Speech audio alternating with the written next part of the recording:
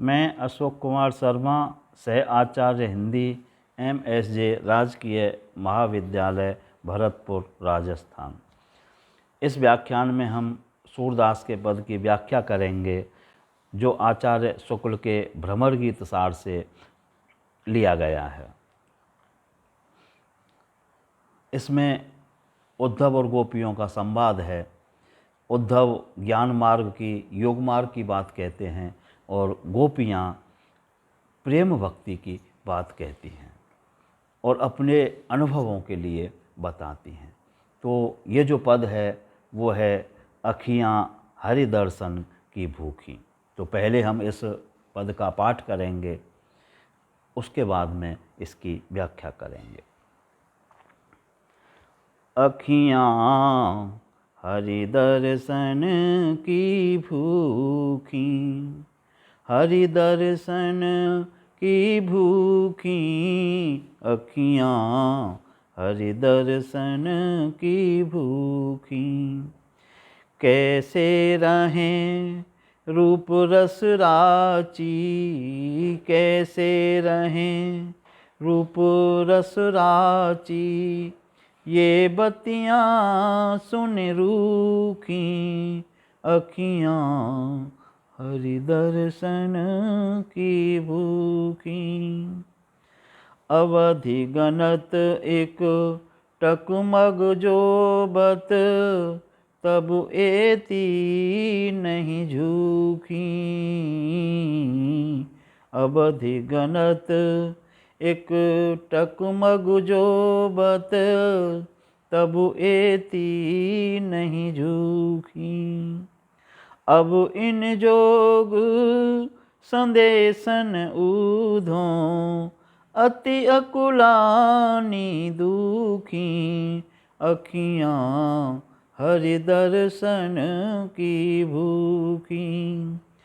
कैसे रहें रूप रस राची, ये बत्तियाँ सुन रूखी, अखियाँ हरि दर्शन की भूखी।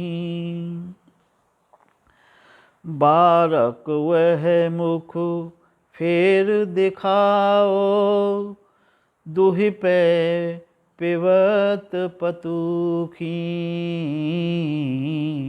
बारक वह मुख फेर दिखाओ, दुहि पे पिबत पतूखी।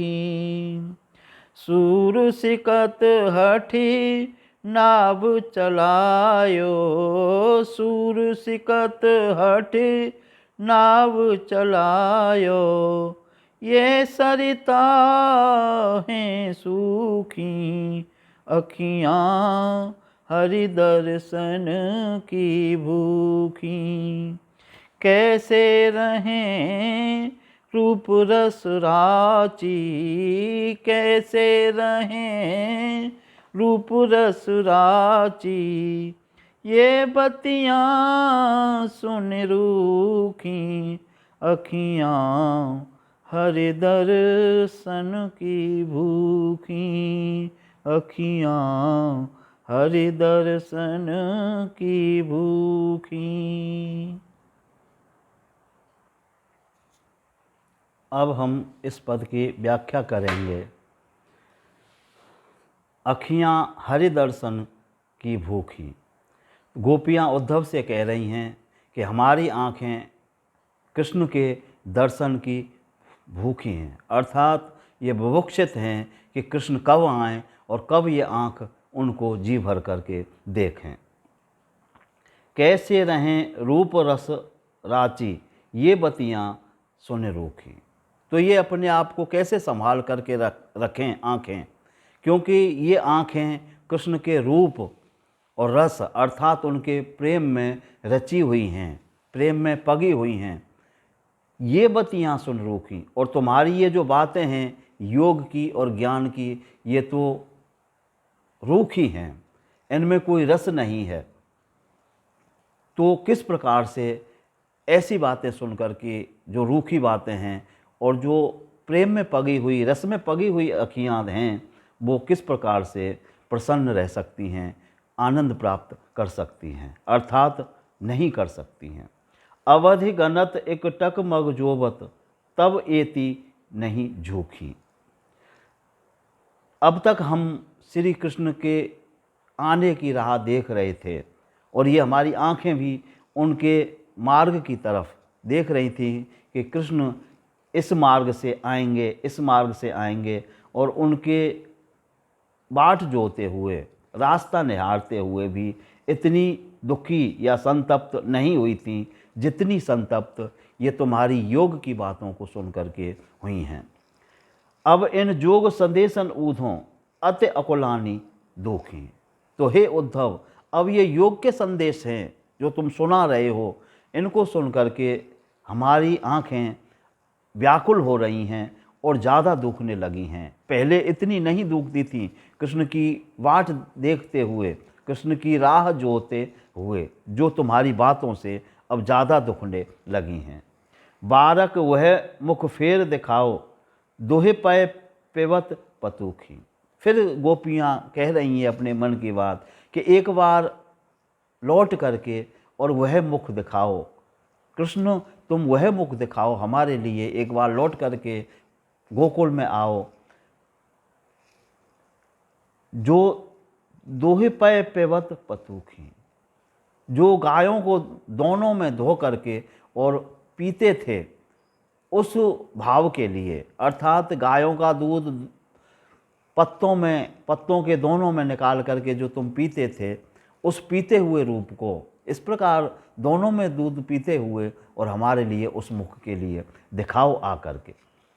सूर सिकत हठ नाव चलायो, ये सरिता हैं सूखी। फिर उद्धव से कहती हैं कि हे उद्धव जी, तुम जबरदस्ती मत करो नाव चलाने के लिए। नाव कौन सी? हठ योग की, ज्ञान की, जो हमारे लिए तुम सिखा रहे हो। ये इसी प्रकार से नाव चलाना है जैसे जिस नदी में पानी नहीं हो और उस नदी में ज़बरदस्ती से नाव चलाई जाए, अर्थात बिना पानी के नाव नहीं चल सकती है।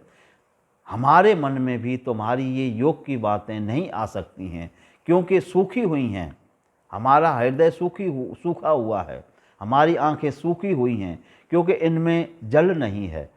जल था, जो प्रेम था, वह श्री कृष्ण के साथ में चला गया। इसलिए हमारा हृदय हमारा नहीं है, सूखा हुआ हृदय है, और सूखे हृदय में ये तुम्हारे ज्ञान की, तुम्हारे योग की जो नाव है वो नहीं चल सकती है। हृदय में कुछ होगा, जैसे नदी में पानी होगा तो ही नाव चलेगी। इसी प्रकार से हृदय में या मन में अगर कोई भाव होगा तो ही दूसरी बातें उसमें समा सकेंगी। हमारा मन तो सूखा हुआ है।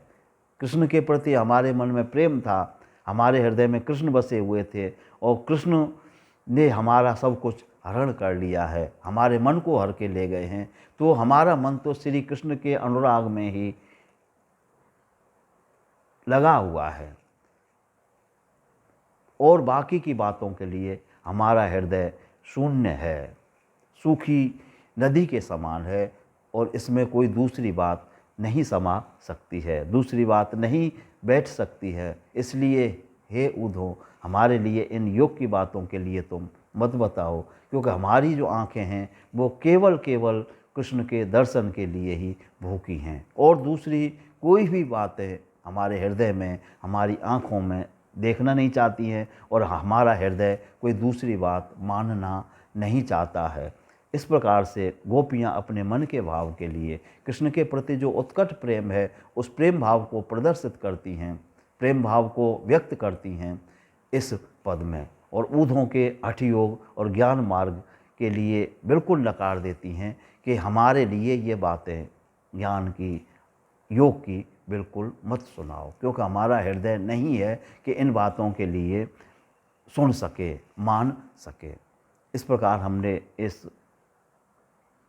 व्याख्यान में पद की व्याख्या की। धन्यवाद।